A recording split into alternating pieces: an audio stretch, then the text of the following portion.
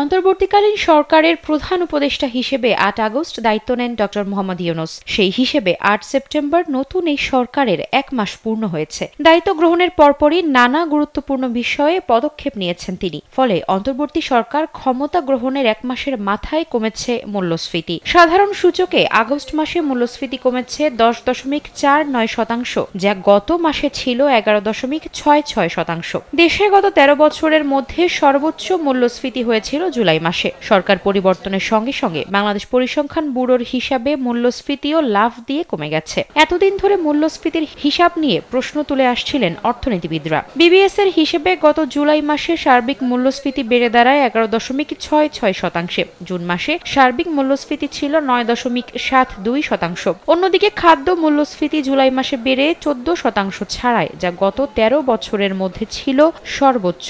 ওয়ালটন ফ্যানের aerodynamic blade ঘরের কোনায় কোনায় ঠান্ডা বাতাস ছড়িয়ে হাওয়া বদলে নেয়। তবে আগস্ট মাসে তা কমে ১১.৩৬% হয়। খাদ্য বহির্ভূত খাতে আগস্ট মাসে মূল্যস্ফীতি বেড়ে ৯.৬৪% হয় গত মাসে।